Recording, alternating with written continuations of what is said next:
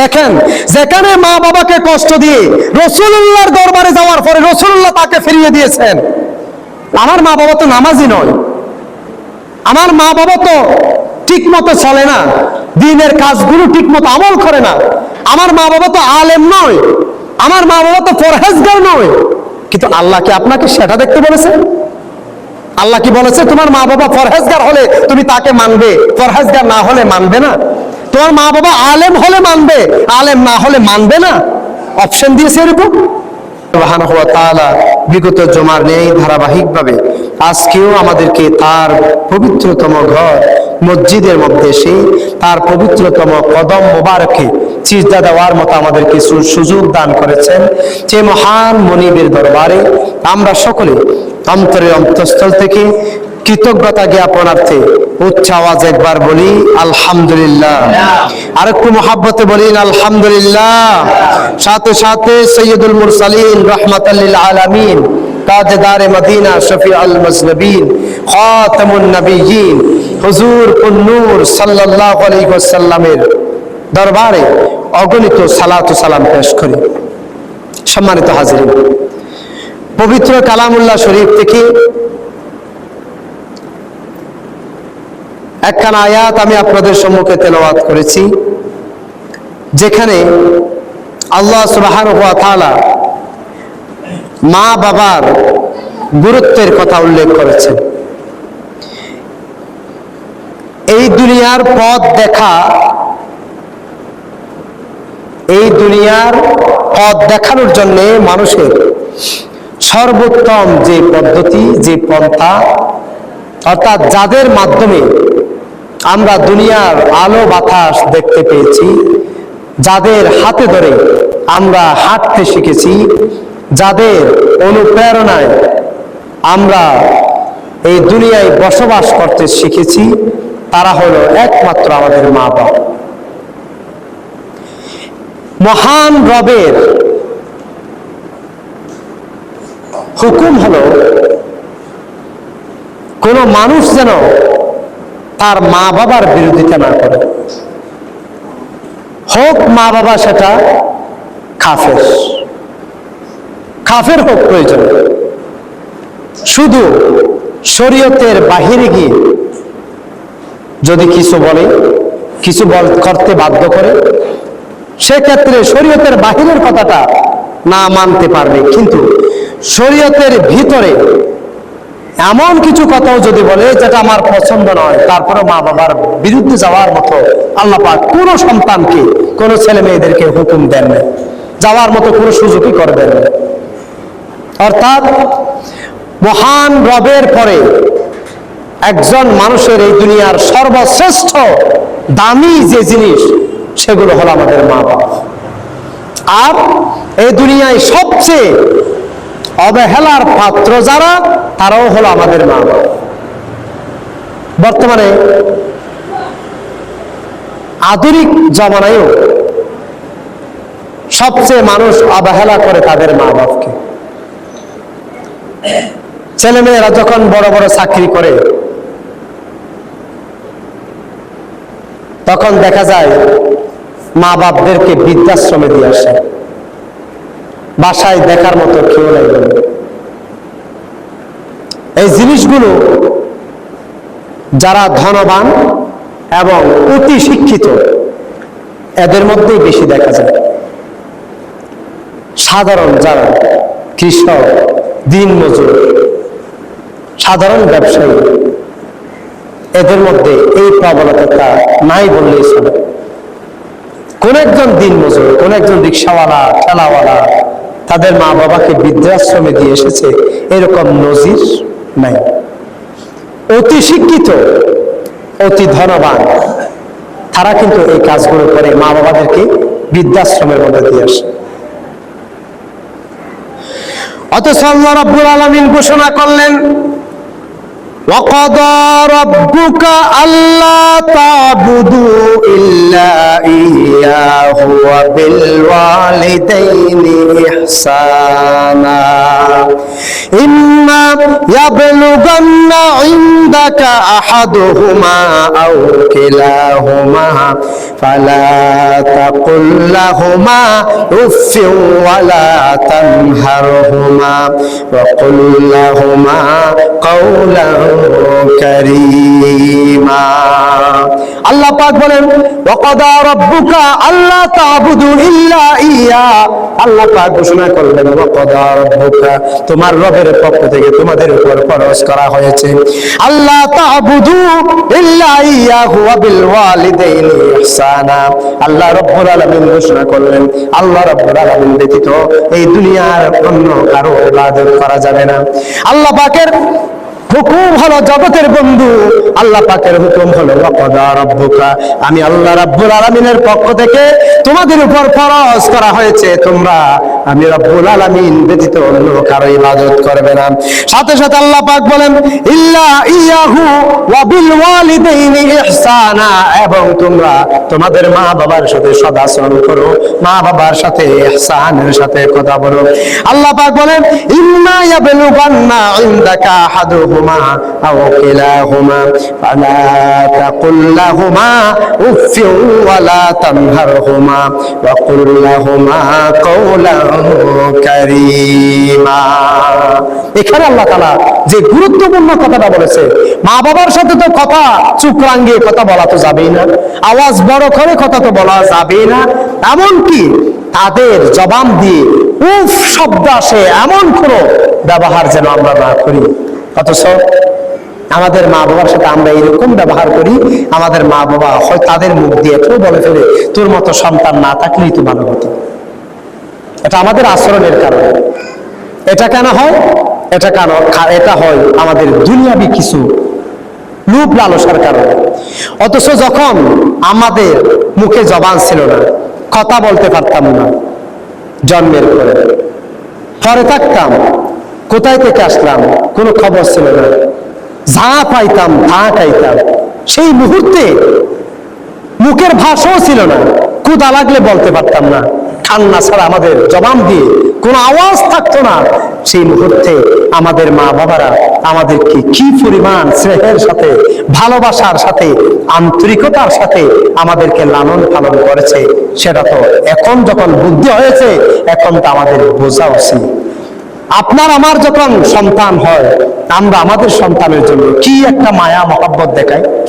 তো আমাদের মা বাবা তো আমাদের প্রতি সেরকম একটা মায়া মহব্বত ছিল হয়তো আজকে আমরা ভুলে গিয়েছি এমনও দেখা যায় ছেলে তার স্ত্রী পুত্র নিয়ে থাকতে পারে কিন্তু মা বাবাকে নিয়ে থাকতে পারে না কারণ মা বাবা এখন দুশ্মন হয়ে গেছে স্ত্রী পুত্র এখন খুব আপন আমার ছেলে মেয়েকে আমি কেমনে ফেলে দিব এটা আমাদের জবান দিয়ে আসে তো আমাদের মা বাবা তো একই কথা বলেছিল আমার ছেলে মেয়েকে আমি কিভাবে ফেলে দিব কিন্তু এমন সন্তান কি গড়তে পেরেছি আমরা এমন সন্তান কি তৈরি করতে পেরেছি যে সন্তান বলে আমি আমার মা বাবাকে কেমনে ফেলে দিব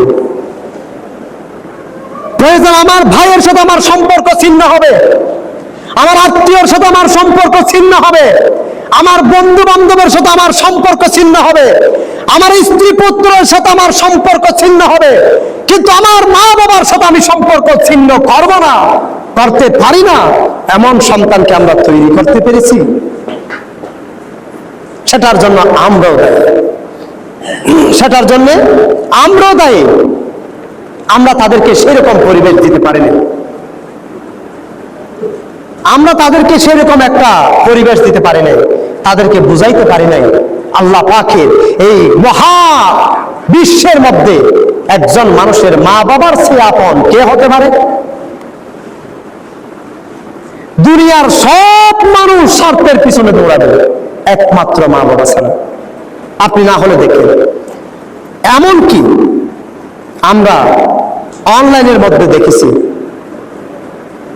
নিজের কিডনি দেওয়ার পরেও নাকি বিচ্ছিন্ন হয়ে গেছে সম্পর্ক স্ত্রীর সাথে স্বামীর সাথে বিচ্ছিন্ন হয়ে যায় কেন দুনিয়াবী লোভের কারণে, স্বার্থের কারণে। আপনার টাকা পয়সা শেষ হয়ে গেছে, আপনার স্ত্রী চলে যাওয়ার সম্ভাবনা থাকবে। আপনি গাড়ি অ্যাক্সিডেন্ট করে আপনি পঙ্গু হয়ে গেছেন, আপনার স্ত্রী চলে যাওয়ার সম্ভাবনা থাকবে। আপনার ভাই আপনাকে 1 বছর 2 বছর দেখবে, এরপরে দেখার সম্ভাবনা থাকবে না। আপনার বোন আপনাকে কয়েক মাস দেখবে, এরপর আর দেখার সম্ভাবনা থাকবে না। আপনার বন্ধু বান্ধব কিছুদিন খবর নেবে, এরপর তাদের আর খোঁজ খবর থাকবে না। আপনার প্রতিবেশী অল্প কিছুদিন আপনার সাথে সম্পর্ক রাখবে, এরপরে তাদের সাথে আর সম্পর্ক থাকার সম্ভাবনা থাকবে না। কিন্তু এই সমাজ সাক্ষী দেয়, ইতিহাস সাক্ষী দেয়, এই জমানাও তো সাক্ষী দেয়। অন্ধ ছেলে হয়েছে, মা বাবা আমার ছেলেটা তো অন্ধ, এই জন্য তাকে আমি ফেলে দিয়ে আসবো। পেয়েছেন এমনটা কত? ল্যাংড়া ছেলে হয়েছে, ফেলে দিয়ে আসছে, পাইছেন এমন? আতর হলেও মা বাবা বলে এটা আমার সন্তান, অন্ধ হলেও বলে এটা আমার সন্তান, ডাকাত হলেও বলে এটা আমার সন্তান, চোর হলেও বলে এটা আমার সন্তান। কিন্তু এই সন্তানগুলো যখন উপার্জন করতে শিখে, ইনকাম করতে শিখে, মা বাবা যখন একটু ভর্তি অবস্থায় হয়ে যায়, কথা বলতে পারে না, ধীরগতিতে হয়ে যায়, তাদের চোখে কম দেখে, কানে কম শুনে, তখন সন্তানের উপার্জনের কারণে, ছেলে মেয়ে স্ত্রী পুত্রের মহব্বতের কারণে, বন্ধু বান্ধবের ভালোবাসার কারণে, আত্মীয় স্বজনের মহব্বতের কারণে এই মা বাবাকে আমরা বিচ্ছিন্ন করে ফেলি আমাদের পরিবার থেকে। অথচ রাসূলুল্লাহ সাল্লাল্লাহু আলাইহি ওয়াসাল্লাম বলেন, আন আবি উমামা রাদিয়াল্লাহু তাআলা আনহু আন্না রাজুলান ক্বালা ইয়া রাসূলুল্লাহ সাল্লাল্লাহু আলাইহি ওয়াসাল্লাম মা আহাক্কুল ওয়ালিদাইনি আলা ওয়ালাদিহিমা ক্বালা হুমা জান্নাতুকা ওয়া নারুকা। হযরত আবি উমামা রাদিয়াল্লাহু তাআলা আনহু বলেন, রাসূলুল্লাহ সাল্লাল্লাহু আলাইহি ওয়াসাল্লামের কাছে একজন সাহাবী এসে জিজ্ঞেস করে, ইয়া রাসূলুল্লাহ, ইয়া হাবিবাল্লাহ, সবচেয়ে আমার হকদার কে? আমার সবচেয়ে অধিকার রাখার, হকদার রাখার অধিকারী কে? আমার রাসূলুল্লাহ বলে, ও আমার সাহাবীরা, তোমার মা বাপ, শুধু তাই নয়, তোমার মা বাবাই হলো তোমার জান্নাত, আবার এই তোমার মা বাবাই হলো তোমার জাহান্নাম।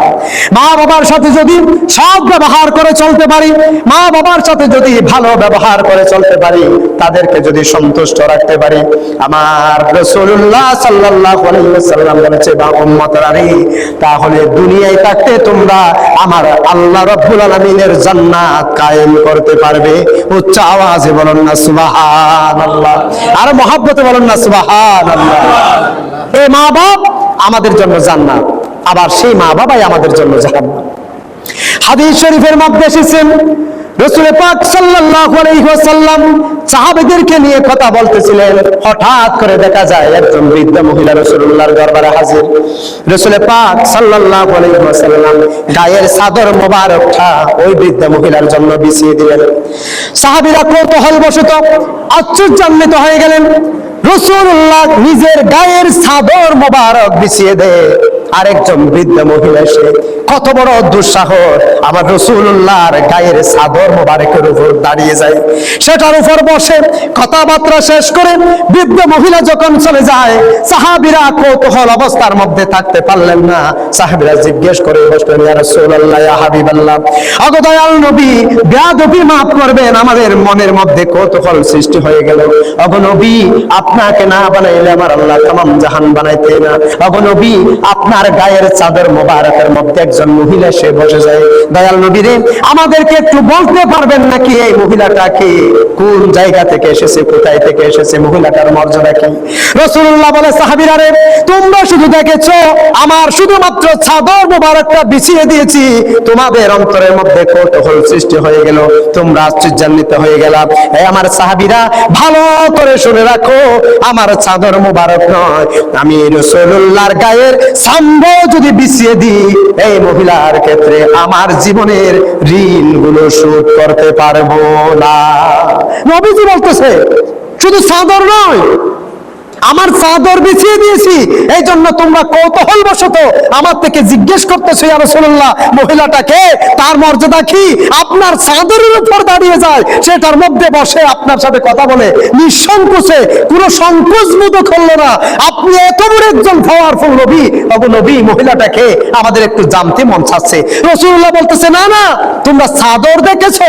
চাদর নয়, আমি রাসূলের চামড়া যদি বিছিয়ে দিই তারপরেও এই মহিলার ঋণ আমি কোনোদিন শোধ করতে পারবো না। জোরে বলুন না সুবহানাল্লাহ। এবার রাসূলুল্লাহ বলে, সাহাবীরা রে, জানো সেটা কে? সেটা হলো যিনি আমাকে ছোটকালে দুধ পান করিয়েছিল, আমার দুধ মা হালিমাতুস সাদিয়া। জোরে বলুন না সুবহানাল্লাহ। শুধুমাত্র দুধ পান করিয়েছেন, গর্ভে ধারণ করেন। আর যেই মা বর্তমানে আমাদেরকে গর্ভে ধারণ করেছে, ওয়াহনান আলা ওয়াহনিন, কুরআন কারীমের মধ্যে এসেছে, কষ্টের পর কষ্ট ধারণ করে। একজন মানুষ আরেকজন মানুষকে গর্ভে ধারণ করা, গর্ভে লালন করা, এটা কত কষ্টের বিষয়। যে মা আমাদেরকে গর্ভে ধারণ করেছে, আবার 2 বছরের অধিক সময় ধরে দুধ পান করিয়েছে, আমরা সেই মাদেরকে সাথে কেমন আচরণ করি? সেই বাবার সাথে কেমন আচরণ করি? এরপরে যতই সিজদা লাগাই না কেন, অন্যান্য কাজ যত কিছু করি না কেন, আল্লাহর দরবারে কবুল হবে কিনা সন্দেহ আছে। কোন মানুষ যদি তার মা বাবাকে কষ্ট দিয়ে এই দুনিয়ার কোন মানুষের কাছে যায়, এমনকি রাসূলুল্লাহ সাল্লাল্লাহু আলাইহি সাল্লামের কাছে গিয়েছেন, আমার রাসূল সাল্লাল্লাহু আলাইহি সাল্লাম তাকে অ্যাকসেপ্ট করেন নাই, তাকে গ্রহণ করেন নাই। দেখেন, যেখানে মা বাবাকে কষ্ট দিয়ে রাসূলুল্লাহর দরবারে যাওয়ার পরে রাসূলুল্লাহ তাকে ফিরিয়ে দিয়েছেন, তো কোন সাহাবীর কাছে গেলে মর্যাদা বাড়বে? কোন তাবির কাছে গেলে মর্যাদা বাড়বে? কোন আল্লাহর ওলির কাছে গেলে মর্যাদা বাড়বে? কোন আলেমের কাছে গেলে মর্যাদা বাড়বে? যেখানে স্বয়ং রাসূলুল্লাহ ফিরিয়ে দিয়েছেন। আমরা কি করি? মা বাবাকে কষ্ট দিয়ে। এই পর্যন্ত যতগুলি আল্লাহর আউলি পেয়েছেন আপনারা, কোন একটা আউলির জীবনে দেখেন তো মা বাবার সাথে খারাপ আচরণ করে, মা বাবার পিছ দিয়ে আল্লাহর ওলি হয়েছে, এমনটা পেয়েছে?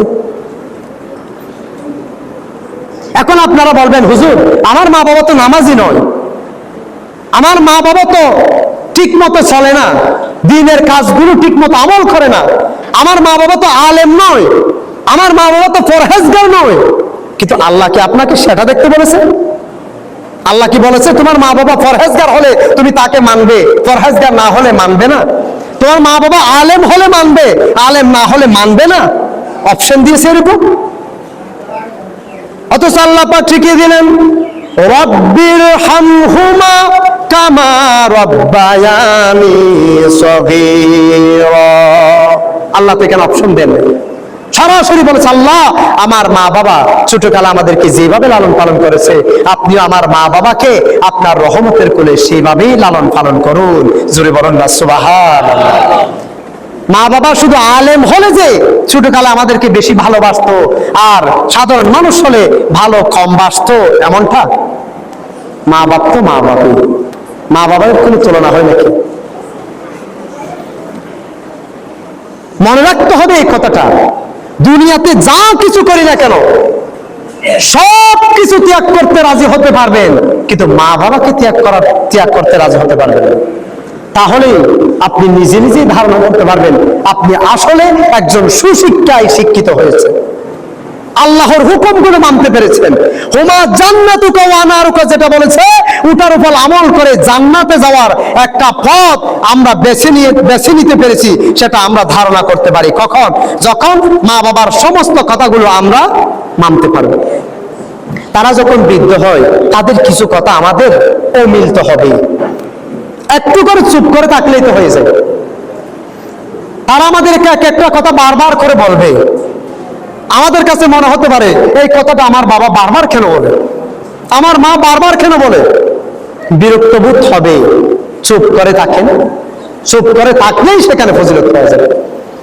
এখন তো আমরা সাথে সাথে জবাব দিই, কেন? এখন আমার বল হয়েছে, শক্তি হয়েছে, আমি তো তার কথার অবাধ্য হলে সে আমাকে কিছুই করতে পারবে না। এই জন্য আমরা অবাধ্য হয়েছিল। অথচ এদের মর্যাদার কথা আমার আল্লাহ সুবহানাহু ওয়া তাআলা বলতেছে, আমি তোমাদের উপর ফরজ করেছি এই মা বাবার সাথে ভালো ব্যবহার করার কথা। তোমারি কদমে তলে রেখেছে মওলা আমারি জান্নাত, তোমারি কদমে তলে রেখেছে মওলা আমারি জান্নাত। ও গো মা তুমি যে শ্রেষ্ঠ নিয়ামত, তুমি আমারি জান্নাত। হাদিসে করলেন ঘোষণা প্রিয় নবীজি, তুমি শ্রেষ্ঠ নিয়ামত। সালাতুন ইয়া সালামুন ইয়া হাবিবাল্লাহ। সম্মানিত হাজিরিন, দেখেন দুনিয়ার জমিনের মধ্যে মানুষ সবচেয়ে বেশি অবহেলা করে তাদের মা বাবাকে। যখন স্ত্রী পুত্রের মহাব্বতের মধ্যে ঢুকে যায়, যখন দুনিয়াবীর মহাব্বতের মধ্যে ঢুকে যায়, যখন বন্ধু বান্ধবের মহাব্বতের মধ্যে ঢুকে যায়, যখন এই দুনিয়ার লোভ লালসার মধ্যে যখন মানুষগুলো ডুবে যায়, তখন দেখা যায় আমাদের মা বাবাগুলো আমাদের থেকে পর হয়ে যায়। অথচ বলা হয়, যখন তোমার কেউ ছিল না তখন ছিলাম আমি, এখন তোমার সব হয়েছে, পর হয়েছি আমি। চিন্তা করে দেখেন, ছোটকালে যখন কথা বলতে পারতাম না, খাবার খুঁজতে পারতাম না, নিঃশ্বাস নেওয়ার মতো আমাদের কোনো ব্যবস্থা ছিল না, মনের ভাব প্রকাশ করার মতো যখন আমাদের কোনো ব্যবস্থা ছিল না, সেই মুহূর্তে আমাদের সমস্ত প্রয়োজনগুলো মিটিয়ে দিয়েছেন আমাদের মা বাবা। আজকে যখন ইনকাম করলাম, আজকে যখন আমাদের রোজগারের পথ বেড়ে গেল, এখন আমাদের সমাজে সবচেয়ে অবহেলা হয় আমাদের মা বাবা। এই পর্যন্ত আপনি দেখেন, আমি দেখি, আমাদের এমন কোন মানুষ আছে মা বাবার জন্য স্ত্রী পুত্রকে ছেড়ে দিয়েছে? এরকম আমরা কোন নিউজ পাই? কিন্তু স্ত্রী পুত্রের জন্য মা বাবাকে ছেড়ে দিয়ে এমন নিউজ পাই আমরা। ভালোবাসা, মহাব্বত, অথচ আমার আল্লাহ কি বলেছে সেটা আমরা ত্যাগ করে ফেলেছি। হযরতে আবু হুরায়রা রাদিয়াল্লাহু তাআলা আনহু রাসূল সাল্লাল্লাহু আলাইহি ওয়াসাল্লামের দরবারে হযরত আবু হুরায়রা রাদিয়াল্লাহু তাআলা আনহু এসে একদিন আমার রাসূলের দরবারে এসে কান্নাকাটি শুরু করে দিল। রাসূলুল্লাহ জিজ্ঞেস করেন, আবু হুরায়রা, কেন তুমি কান্নাকাটি করো? হযরত আবু হুরায়রা রাদিয়াল্লাহু তাআলা আনহু বলে, ইয়া রাসূলুল্লাহ, ইয়া হাবিবাল্লাহ, আমি তো ঈমান এনেছি, আমি তো মুসলমান হয়েছি, আমি আপনার দরবারে প্রত্যেকদিন আসা যাওয়ার করার কারণে আমার মা তো একজন মুশরিক, আমার মা তো বেদুইন, আমার মা এখন ঈমান আনে নাই। ইয়া রাসূলুল্লাহ, আপনার দরবারে যে আমি আসি সেটা আমার মাও পছন্দ করে। নবীজিকে বললেন, ইয়া রাসূলুল্লাহ, ইয়া হাবিবাল্লাহ, আপনার দরবারে আসার কারণে আমার মা লোকজন দিয়ে আমাকে পিটাইলো, নিজ ইচ্ছে মতো আমাকে পিটাইলো। ইয়া রাসূলুল্লাহ, আমাকে ঘর থেকেও বাহির করে দিল। আমার আল্লাহর রাসূল সাল্লাল্লাহু আলাইহি সাল্লাম ডাক দিয়ে বলে, আবু হুরায়রা রে, তোমার মা তোমাকে মেরেছে, আর তুমি বুঝি আমি রাসূলুল্লাহর দরবারে বিচার দিতে এসেছো? এখানে একটা কথা দেখেন, আবু হুরায়রার মা তখন কি ছিল? কাফের ছিল। আবু হুরায়রার মা কি ছিল? কাফের ছিল। কাফের মেরেছে, রাসূলের দরবারে আসে আবু হুরায়রা এই জন্য। আর রাসূলুল্লাহ বলে, তুমি আমাকে বিচার দিতে এসেছো? আমি তো বিচার করতে পারবো না, তোমার মা তোমাকে মেরেছে, আমি বিচার করতে পারবো না। এই কথাটা কে বললেন? বলেন, এই কথাটা কে বললেন? রাসূল সাল্লাল্লাহু আলাইহি সাল্লাম বলেছেন, এই মহাজগতের মধ্যে আমার রাসূলের চেয়ে মর্যাদাবান আর কেউ আছে? আপনাদের বিশ্বাস হয় আর কেউ আছে? কোন পীর, কোন বুজুর্গ, কোন আলেম, কোন সাহাবী, কোন তাবী, কেউ হতে পারে? রাসূলুল্লাহ বলতেছে, আবু হুরায়রা, তোমার মা তোমাকে মেরেছে, আমি কিচ্ছু করতে পারবো না। অথচ তার মা ছিল কাফের। আরো আবু হুরায়রা আসতো কোথায়? চুরি করতে এই জন্য মারে নাই, ডাকাতি করতে এরকম না, মিথ্যে বলতো সেরকম না, রাসূলুল্লাহর দরবার আসে এই জন্য তার মা তাকে মেরেছে। আর রাসূল বলে, আমার কি করার আছে? সুবহানাল্লাহ বলবেন না?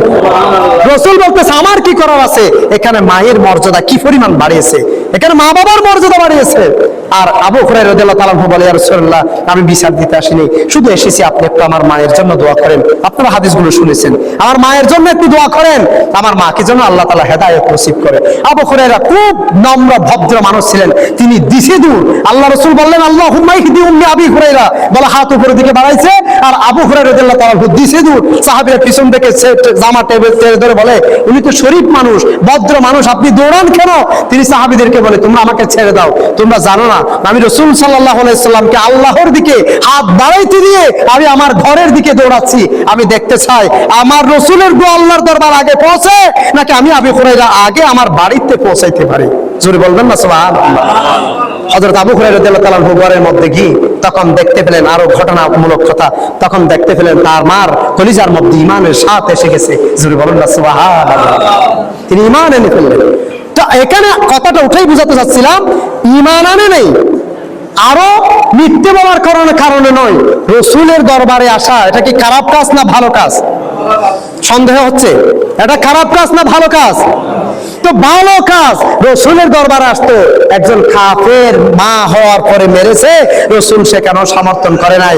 আজকে আমার যুবক ভাইয়েরা কিভাবে করে মা বাবাকে ফিস দিয়ে আমরা বিভিন্ন জায়গায় দৌড়াদৌড়ি করি, মা বাবাকে ফিস দিয়ে ইনকামের পথ খুঁজি, মা বাবাকে ফিস দিয়ে মসজিদে এসে আল্লাহর দরবারে হাত বাড়িয়ে দিই, বলে আল্লাহ আমার রিজিকে বরকত দাও। আল্লাহ বরকত দিবে তো? মা বাবাকে ছেড়ে দিয়ে ব্যবসার মধ্যে বরকত খুঁজি, পাবো? মা বাবাকে ছেড়ে দিয়ে পৃথিবীর যত বড় আলেমের কাছে যায় না কেন, কোনো লাভ হওয়ার সম্ভাবনা নাই। এটা আপনারা বলেছেন, মনে রাখবেন। মা বাবাকে নয়, প্রয়োজনে ভাই বোনকে ছেড়ে দেন, ভাই বোনকে ছেড়ে দেন, স্ত্রী পুত্র ছেড়ে দিবেন, সমাজ ছেড়ে দিতে পারি। আমি আমার কথা বলতে পারি, আল্লাহর কসম মসজিদের মিম্বরে দাঁড়িয়ে বলতেছি, যতক্ষণ আমার বোন ঠিক থাকবে আমি আমার ভাই বোনকে ছেড়ে দিতে পারবো, আমি আমার সমাজ ছেড়ে দিতে পারবো, আমার আত্মীয় স্বজন ছেড়ে দিতে পারবো। আমি আল্লাহর নামে কসম করে বলতেছি, প্রয়োজনে আমি আমার স্ত্রী পুত্রকেও ছেড়ে দিব, যতক্ষণ পর্যন্ত আমার বোন ঠিক থাকবে। কেউ যদি আমার মা বাবা থেকে আমাকে আলাদা করতে চায়, আল্লাহর কসম আমি তাকে আলাদা করে ফেলবো। যতক্ষণ আমার বুদ্ধি আছে আমি আমার মা বাবাকে কখনো ছাড়বো না, ইনশাআল্লাহ। এভাবে করে তৈরি করো। আপনি কি মনে করেছেন যেই প্যাট থেকে এসেছেন ওটাকে লাথি মারবেন? ফ্ল্যাটের ভিতরে থাকতে লাথি মেরেছেন, সেটা আল্লাহর দরবারে কবুল হয়েছে। বাহিরে এসে যদি একটা লাথি মারেন, গোটা দুনিয়া বরবাদ, জান্নাতও বরবাদ, পুরা জাহান্নামী হয়ে আমাদেরকে মৃত্যুবরণ করতে হবে। ছোটকালে মা বাবার কোলে লাথি মারলে সেটা মহাব্বত হতো, এখন আপনি বড় হওয়ার পরও লাথি মারবেন? তাদের পরিশ্রমের কথা ভুলে গেলেন? 15-16 বছর পর্যন্ত আপনাকে আমাকে হাতে ধরে ধরে যারা দাঁড় করিয়েছে, আমরা উঠতে পেরেছি, এখন তাদেরকে ফেলে দিলাম।